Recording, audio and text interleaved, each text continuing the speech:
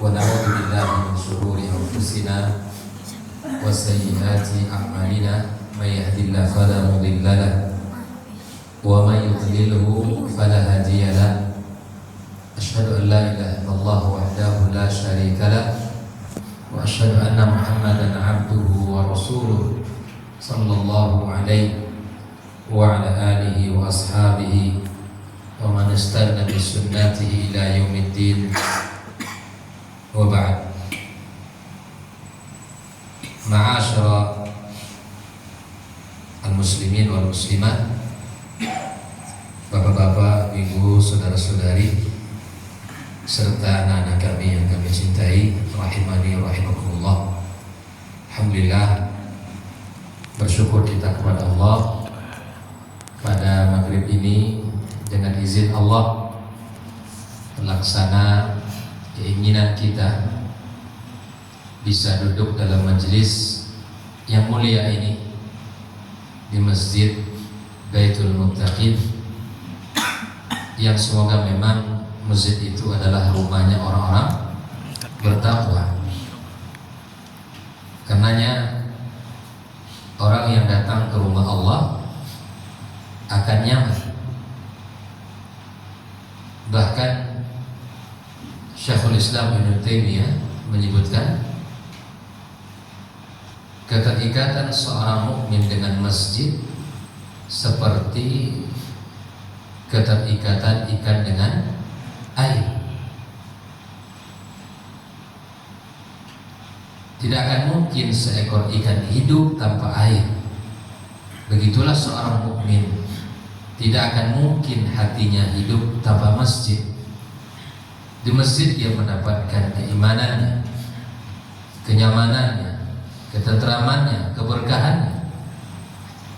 Dan di masjid itulah kita akan membuktikan keimanan kita. Karenanya Allah Tabaraka wa Ta'ala mengatakan, innama ya'muru masajidallah man amana billahi wal yawmil akhir. Orang-orang yang bisa menghidupkan masjid itu hanya orang-orang yang beriman kepada Allah dan kepada yaumil akhir, dan mendirikan salat serta membayar zakat.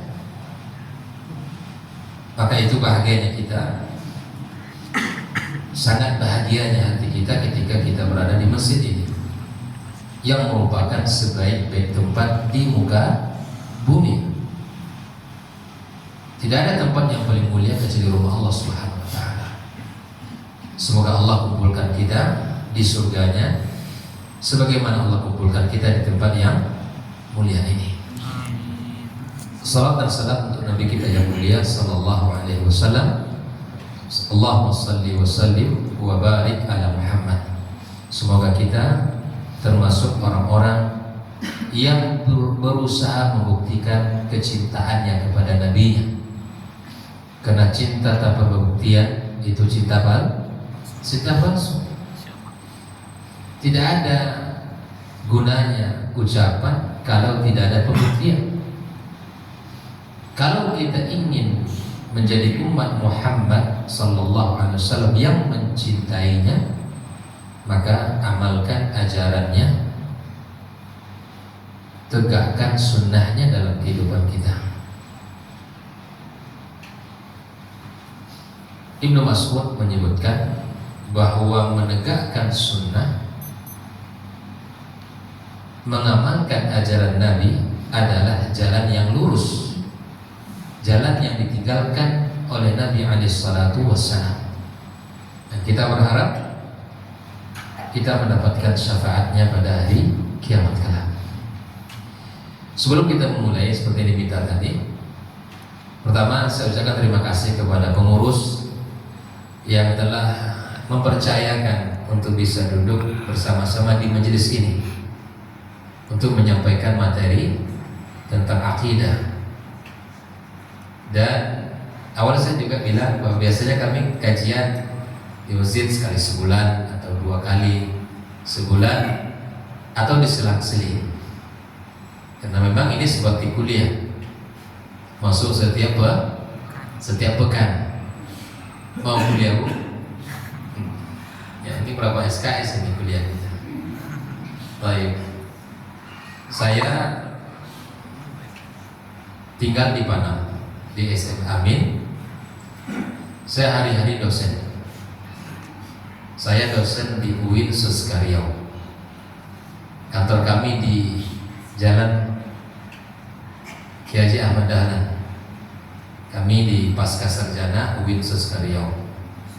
Asalnya dulu dosennya di Fakultas Usuluddin di Panam, lalu dipindahkan ke dosen S3 Prodi Hukum Keluarga. Jadi kalau ada bapak ibu yang kuliah S3 pasti bertemu dengan saya di sana. Ya. Saya di kampus mengajar di S1, di S2 dan S3. Selebihnya di kampus masyarakat. Selebihnya di kampus masyarakat. Bainal masjid ilal masjid. Berpindah dari satu masjid ke masjid yang berikutnya. Kemudian bersilaturahim dengan kaum muslimin, baik itu di Pekanbaru, di Bangkinang, di Rohur, atau di Pelalawan atau di Siak. Ya, kita dimudahkan Allah Subhanahu wa taala untuk belajar. Yang pertama dulu saya belajar di Madinah. Dulu satu saya di Madinah, jurusan akidah. Dan S2 S3 saya di Sudan, mengambil jurusan tafsir. Nah, itulah secara singkat. Dan mudah-mudahan Allah Subhanahu wa taala memberkahi pertemuan kita. Dan Allah jadikan pertemuan yang mendatangkan cinta di antara kita. Semoga cinta itu membuktikan keimanan kita kepada Allah Subhanahu wa taala. Begitu. Dan tentu insyaallah saya kalau tidak ada halangan, tidak safar, maka insyaallah saya akan usaha terus untuk bisa hadir setiap pekan. Dan kalaupun saya tidak hadir, itu artinya ada halangan yang benar. Kalau saya tidak safar atau memang ada sesuatu, insyaallah saya begitu komitmen. Kalau sudah menetapkan janji mesti dipenuhi ya. Kecuali memang ada kondisi-kondisi tertentu saya tidak bisa hadir, seperti safar ataupun ada tugas dan sebagainya. Cukup boleh. Asal saya kampar kiri. Ada yang ada kampar kiri dari sini. Arah lipat kain nama kamu saya gimana? Kampar kiri hulu. Kalau bapak ibu pergi ke Sungai Subayang, air terjun atau Jubilee Selatan, nah di situ kampung saya. Cukup? Coba ya. Malam ini kita akan bersama saya ada tim Radio Robani ya. Kami dimanakan oleh beberapa orang dengan para masyayikh termasuk Dr. Dasman Yahya Ma'alim CMA dan Dr. Ibn Basri. Di CMA kami bertiga di Radio Robani. Kalau Bapak Ibu buka 91,1 FM itu akan terdengarkan kajian kami di situ. Ada kajian Dr. Dasman dan juga ada kajian Dr. Ibn Basri. Kami tiga serangkai berkawan, akrab, sama-sama dosen, berjuang bersama. Ada yang bertanya, kenapa di Radio Robani itu cuma 3 orang itu saja? Kira-kira jawabannya apa? Apakah alasannya karena orang kampar? Bukan. Kami memang bertiga orang kampar, tapi memang kata guru-guru kita, karena kalau kita ajak orang lain, kita tak sanggup membayar orang, ya kan? Maka yang bertiga ini berjuang karena Allah Subhanahu wa taala semata. Jadi begitu ya. Di dosen-dosen ketika saya di kampus, Ustaz kok beli mobil? Tadi saya dengarkan kajian Ustaz. Saya kira live. Nah, biasanya kami di Radio Robani itu kebanyakannya siaran ulang. Di studio ada, kami di studio itu setiap hari Selasa pagi bersama bertiga, dan sisanya itu adalah kajian yang dirilai ulang oleh tim media, oleh tim Radio Robani 91,1 FM. Udah pernah dengar Bu Radio Robani? Oh, setiap pagi, Masya Allah, tabarakallah. Dan pernah dengar saya berarti ya? Ayo Mas Allah. Bapak Ibu kalau di rumah atau hidup kan Radio Robani 91,1 FM atau di rumahnya atau di mobilnya akan ada kajian-kajian, ada kajian tafsir, ada kajian akidah, ada kajian tazkiyatun nufus, macam-macam. Ada hadis, ada fikih. Semoga Allah Subhanahu wa taala yang memberkahi perjuangan kita di negeri kita ini. Baik, malam ini saya akan awali tentang perkara-perkara yang membatalkan keislaman kita. Kita kan sudah muslim, kita sudah menjadi seorang muslim, ya sudah menjadi mukmin yang baik insya Allah. Nah, mesti kita mengetahui apa saja yang bisa mengeluarkan kita dari Islam ini. Karena Islam ini adalah sebuah ikatan yang kuat. Bila mana seorang tidak menjaga ikatan ini, dia bisa lepas. Makanya pembahasan kita nawaqidul Islam, pembatal-pembatal keislaman. Jangan dikira kalau kita sudah muslim, asli muslim selama-lamanya. Terkadang kita mengira bahwa kita muslim, tapi terkadang kita ini masih melakukan perbuatan-perbuatan yang itu bisa membatalkan tanpa kita sadari. Maka kita akan mempelajari apa saja yang menjadi pembatal keislaman. Kenapa saya awal ini tidak yang lainnya? Saya berangkat dari apa yang dikatakan oleh Hudzaifah bin Yaman, sahabat Nabi Hudzaifah bin Yaman.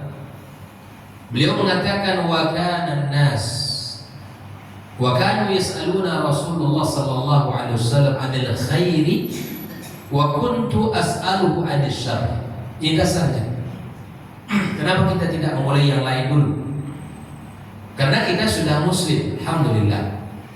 Maka kita harus ketahui apa saja yang bisa membuat kita keluar dari bingkai keislaman. Seperti mana Hudzaifah berkata, para sahabat bertanya kepada Rasulullah sallallahu alaihi anil khair. Mereka bertanya tentang keislaman, Pak. Wa kuntu as'aluhu anil syarr. Dan saya bertanya kepada Rasulullah tentang sebuah keburukan. Kenapa Hudzaifah bertanya tentang keburukan? Alasannya jelas. Makhafatan ayudrikani. Saya khawatir keburukan itu aku lakukan. Di saat semua sahabat bertanya tentang kebaikan, mereka bertanya kepada Rasulullah, amalan apa yang paling dicintai oleh Allah? Amalan apa yang paling disukai oleh Allah? Amalan apa yang bisa menyebabkan kita masuk ke dalam surga? Ditanya oleh para sahabat. Di saat mereka bertanya, semangat bertanya kepada Rasulullah, aku bertanya kepada Rasul tentang keburukan. Jelas, alasannya jelas. Makhafatan ayudrikani. Saya khawatir keburukan itu aku lakukan. Nah, makhafatan ayudrikani. Saya khawatir keburukan itu aku lakukan. Inilah alasan. Nah, kita sudah belajar Islam dan sudah menjadi muslim dan muslimah. Namun terkadang kita tidak tahu menjadi hal yang menjadi keburukan bagi agama kita.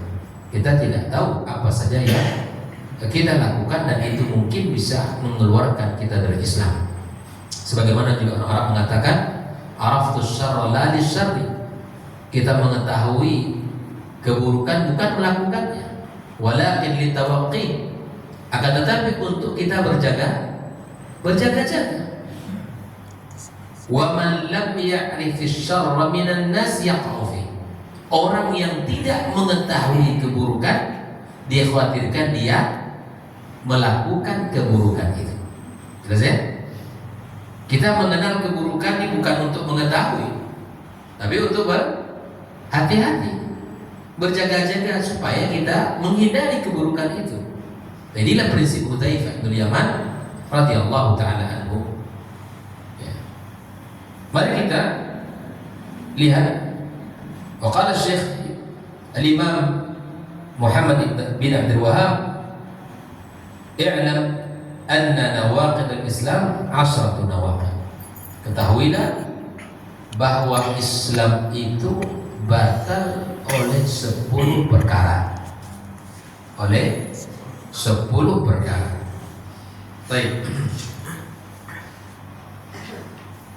Perkara yang pertama, al-awwalu asyirku fi ibadatillahi ta'ala. Ini perkara pertama yang membatal keislaman kita. Wa huwa syirku fi ibadatillahi ta'ala. Nah, berkata Syekh Muhammad Ibn Abdul Wahab bahwa nawaqid itu jamak daripada naqid, yaitu pembatal yang akan menghilangkan keislaman kita. Seperti mana ada wudu, kita berwudu, ada pembatal wudu. Kita berwudu, lalu kita buang angin, sah wudu kita? Sah wudu kita? Tidak sah. Walaupun kita diam-diam, walaupun kita tidak mengakuinya, maka kita harus jujur dengan diri kita.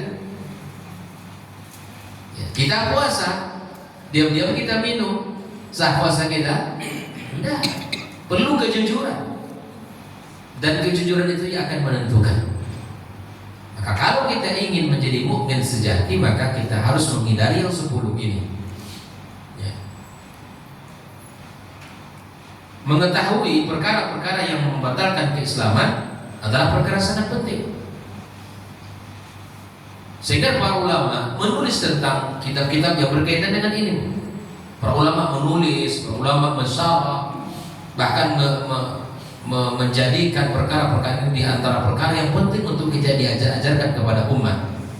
Perkara-perkara penting untuk diajarkan kepada umat agar mereka mengetahui.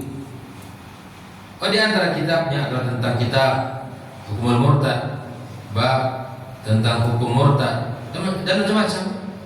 Para ulama menjelaskan dalam kitab-kitab akidah mereka tentang ahkam, ya, hal yang berkaitan dengan keluarnya seorang dari Islam. Dan bahkan kita tahu bagaimana Abu Bakar As-Siddiq radhiyallahu ta'ala anhu memerangi orang-orang yang murtadin setelah meninggalnya Nabi kita SAW. Banyak orang-orang yang murtad di zaman itu, dan banyak orang-orang yang tidak mau mengeluarkan zakat, orang-orang yang menentang syariat. Ya, ditegakkan oleh Abu Bakar As-Siddiq Islam dengan sejatinya, dengan sebenar-benarnya, maka dia melawan segala sesuatu yang bisa meruntuhkan keislaman kita. Karena kalau kita tidak mengetahui perkara pembatal ini, jangan-jangan nanti ada Walid Persik Indonesia. Iya, nggak nyambung nampaknya. Jangan-jangan nanti ada orang-orang yang mengajak kita melakukan perkara-perkara yang bisa membatalkan, kita tidak tahu. Baik, kita langsung masuk kepada hal yang pertama, ya kan? Yang pertama, asyirku fi ibadatillah, syirik di dalam melakukan ibadah kepada Allah. Itu yang pertama kali. Pembatal keislaman pertama adalah kesyirikan. A'zam anwa' riddat asyirku fi ibadatillah. Di antara bentuk kemurtadan yang paling besar adalah syirik kepada Allah. Apa makna syirik? Bi'ayya'bud ma'allahi wa ilah. Dia menyembah Allah tapi dia juga menyembah yang lain. Dia salat, dia puasa, tetapi dia menyembah yang lain juga. Seperti apa? Kayyat ba'di ghairillah. Dia salat, tapi dia menyembelih juga. Sembelihan itu bukan untuk Allah. Bisa dipahami contoh ini? Ibu, misalnya nih, ada orang di kebiasaan masyarakat, di antara bentuk-bentuk kesyirikan ini, ada orang buat rumah. Terkadang rumah itu diyakini kalau kita darahi tiang rumahnya atau tengah-tengah rumahnya, insya Allah rumah ini tidak akan kena bencana. Ini perbuatan syirik. Orang beli motor, mobil, ya, kemudian ya motor. Lalu kemudian didarahi, disembelihlah ayam yang warnanya ini, yang bentuknya begini, didarahi sekeliling kendaraannya. Ini perbuatan syirik. Tak boleh kita lakukan ini. Atau misalnya bapak-bapak ini buat sebuah usaha membuka hutan, ya kan? Hutan, ya hutan. Lalu kemudian disiangi, dibersihkan untuk kemudian dilakukan di situ usaha. Maka dikasih syarat oleh timnya, Pak, kalau ingin selamat kita bekerja dan usaha di sini, sebaiknya kita potong sapi, potong kerbau. Lalu apa? Kepalanya nanti kita hadiahkan, Pak, untuk penghuni hutan, atau untuk penghuni lembah, penghuni sungai, atau penghuni laut. Boleh apa tidak? Tak boleh. Ini sih syirik. Itu yang pertama. Au yanzur li ghairillah, atau dia bernazar bukan untuk Allah. Nazar boleh apa tidak? Nazar boleh apa tidak? Boleh. Nazar itu nazar. Saya bernazar kepada Allah. Misalnya nih, kalau misalnya anak saya, biasanya apa nazarnya? Kebanyakan orang bernazar seperti apa? Lulus anak saya PNS, saya puasa 1 hari. Kalau anak saya lulus kerja, saya nanti ya puasa sekian hari atau infak. Hukum di dalam Islam memulai nazar apa? Boleh. Hukum memulai nazar itu makruh. Bernazar itu hukumnya makruh. Tetapi kalau nazar sudah diucapkan, hukumnya wajib untuk ditunaikan. Apa sebab makruh? Yang pertama kata para ulama, karena mewajibkan sesuatu atas dirinya yang tidak diwajibkan oleh Allah. Allah wajibkan Anda puasa 3 hari, karena Anda wajibkan. Tapi kalau sudah diucapkan, wajib ditunaikan. Yang kedua, seakan kita ini mau beribadah kalau dapat sesuatu. Kalau bahasa lainnya atau dalam bahasa yang agak, ya seakan kita menyogok Allah. Saya mau melakukan ini dan itu kalau saya dapat ini dan itu. Kalaupun seandainya anak kita ini, ya Allah, kalau sembuh anak saya dari penyakitnya, saya puasa 3 hari. Kalaupun anaknya sembuh dari penyakitnya bukan karena nazarnya, nggak ada hubungan di situ, nggak ada hubungannya. Bukan karena nazar, kata para ulama, bukan karena nazarnya dia sembuh. Makanya ini tidak dianjurkan di dalam Islam. Apalagi bernazar bukan atas nama Allah Subhanahu wa taala. Au yasjud li ghairillah, atau sujud bukan kepada Allah. Sujud misalnya kemana? Ke pohon-pohon keramat, sujud di situ meyakini. Atau sujud di kuburan. Orang hari ini, Pak, ya, ada bisnisnya bukan hanya di pasar, tapi juga di kuburan. Di beberapa daerah sekarang dikatakan ini kuburan orang-orang soleh, orang-orang alim zaman dahulu 200-300 tahun yang lewat. Ternyata itu semuanya kosong, tidak ada, cuma dibuat-buat aja, sehingga pemerintah suruh bongkar itu. Jadi bodoh-bodohin oleh orang, ditipu. Nanti di luar ada kota amal atau kota infak dan seterusnya. Di beberapa tempat di daerah Sumatera Barat juga ada, kita dapatkan kota infaknya, masya Allah, tabarakallah. Karena nanti dibuatkan, kalau bapak ibu lemparkan 100.000, Anda dapat itu. Kalau 50.000 dapat ini. Subhanallah. Ini perbuatan syirik, tak boleh kita lakukan. Ya, sujud kepada kuburan, meminta kepada ahli kubur yang sudah meninggal dunia, nggak boleh. Ini kesyirikan. Kesyirikan. Orang yang sudah meninggal dunia, apa kata Nabi? Terputus seluruh amal, iya kan? Kecuali berapa perkara? 3. Yang pertama, sedekah jariyatin. Apa sedekah jariyah itu? Bapak Ibu wakafkan uangnya di jalan Allah untuk bangun masjid, beli semen, beli ini, beli itu, wakaf tanah diwakafkan untuk bikin masjid, bikin sekolah. Dan masih banyak pembahasannya. Bukan hanya itu. Tapi saya sebutkan beberapa contoh saja. Yang kedua apa? Yang tidak terputus, ilmu bermanfaat yang diajarkan kemudian diamalkan oleh orang. Yang ketiga apa? Anak soleh. Ini jelas terputus seluruh amal kecuali 3 ini. Apakah kita mungkin meminta kepada orang yang sudah mati? Untuk diri dia sendiri saja tidak bisa menolong lagi. Lalu kita yang hidup ini datang, ya fulan, tolong saya. Ya fulan, sehatkan anak saya. Kesyirikan. Jangan lihat orang mati minta sama orang hidup, belum tentu dah dapat. Apalagi minta yang sudah mati. Terkadang ini di masyarakat kita ya tidak banyak mengetahuinya, atau karena ada orang-orang du'at ala abwabi jahannam, orang-orang yang mengajak kepada ya kesyirikan itu sendiri. Nah, aw yaghithu bi ghairillah fima la yaqdir alaihi illa Allah.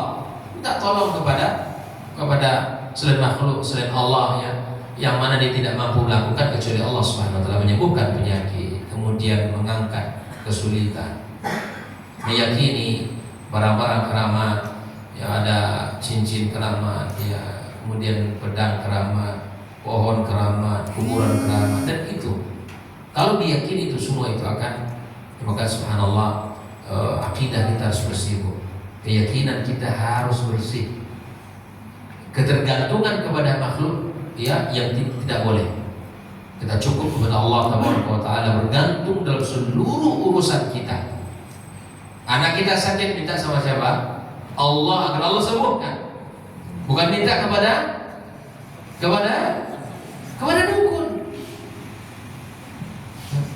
Orang subhanallah saking tidak menggunakan akalnya, minta resep kaya ke dukun. Pergi ke gubuk reok dukun, minta resep kaya. Kalau dia tahu resep kaya, dia yang paling pertama mengamalkan. Tempatnya sudah mau roboh. Terkadang tidak menggunakan akal sehatnya. Dukun, minta amalan supaya bisa kaya, bisnis saya lancar.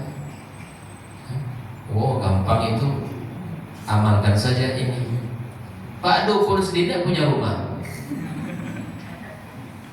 Banyak terjadi.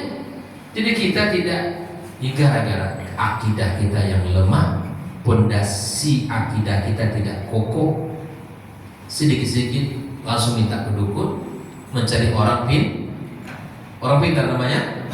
Nah, disebut orang pintar yang mengaku-ngaku ya banyak mengetahui yang lain. Nah, itu semua bantuan jin. Dan semuanya adalah bantuan jin. Makanya di sini hada a'zam anwa'id riddah.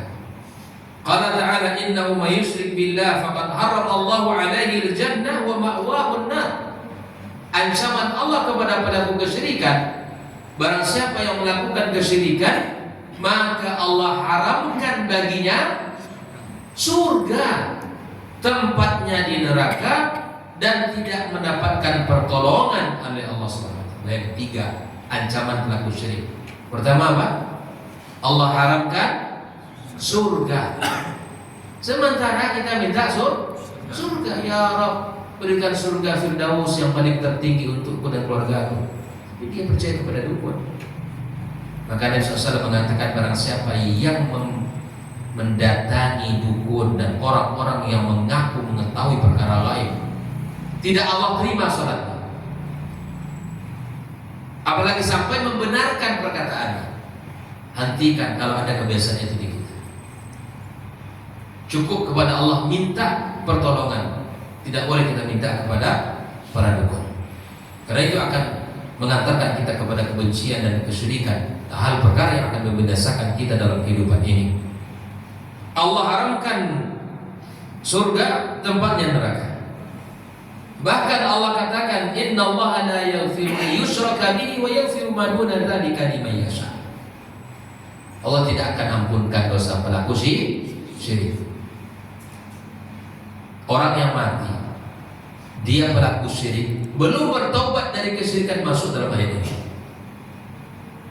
Pelaku kesyirikan tidak bertobat dia sebelum meninggal dunia, la yaghfiru an yushraka bihi. Innallaha la yaghfiru an yushraka bihi. Allah tidak akan ampunkan. Tapi orang yang meninggal dunia dalam melakukan dosa besar selain syirik, apa kata Allah? Wa yaghfiru ma duna dzalika liman yasha. Ada harapan Allah ampunkan. Orang yang mencuri, orang yang minum khamar, orang yang berjudi, orang yang melakukan zina, ya, kalau ada harapan dari Allah, Allah akan ampunkan. Tapi dosa syirik tidak ada harapan. Karenanya Nabi mengatakan dalam hadis qudsi, Allah katakan, ana aghna syuraka an syirki. Saya tidak butuh dengan kesyirikan kalian, kata Allah. Man amila amalan asyraka fihi ma'i asyraktu wa taraktu. Man amila amalan asyraka fihi ma'i taraktu wa syirku. Barang siapa yang mengamalkan satu perbuatan amal, lalu dia mensyirikkan aku dengannya, dengan makhluk ciptaan Allah, kita duakan Allah, kita ibadah kepada Allah, kita juga sujud kepadanya. Aku tinggalkan kesyirikannya dan aku tinggalkan dia dan aku tinggalkan kesyirikannya. Bahkan nanti orang-orang yang minta kepada makhluk yang tidak bernyawa itu, menyembah patung dan sebagainya, maka Allah SWT akan minta untuk dihidupkan di hari kiamat. Perkara dahsyat, perkara yang agung, perkara yang besar. Makanya orang-orang, ya, kita lihat bagaimana ya ketangguhan para sahabat di dalam mempertahankan akidah, itu sangat luar biasa. Dan kita harus berhati-hati di dalam kehidupan ini, jangan sampai kita kotori agama kita dengan noda kesyirikan ini.